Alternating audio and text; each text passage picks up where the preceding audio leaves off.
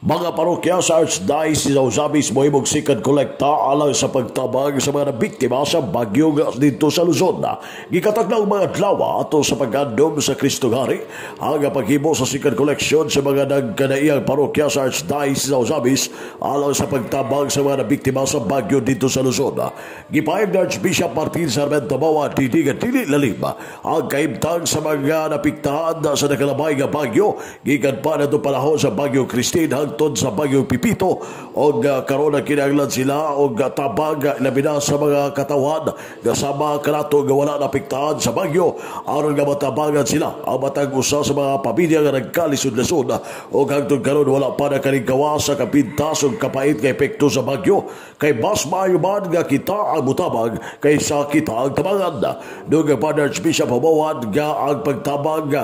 sa mga katawhan maabot alang sa mga sikan kolekta nga gigatak na o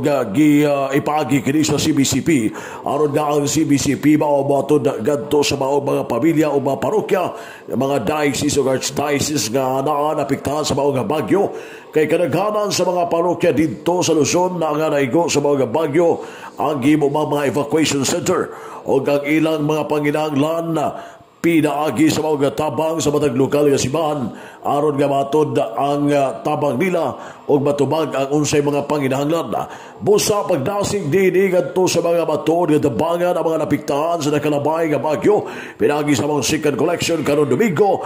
Nobyembre 24 ato sa paghandom sa Kristong Hari kung kini himuon sa mga nagkireyang parokya sa Archdiocese of Zabis lakip na sa Diocese sa Pagadian aron nga makatabang sa mga napiktahan nga mga matuon o sa mga katawhan nga diagom sa grabing epekto sa bagyo sa naglabay nga bagyo dito sa Luzon. Pagtagad usab ang mga adunay mga naglisod karon tungod sa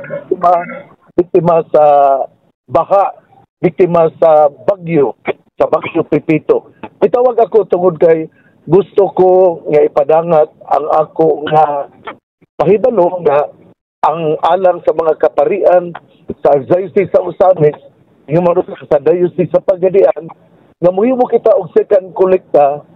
aron atong tabangan ang mga nagkalisod-lisod atong mga igsuon nga nahiagom og biktima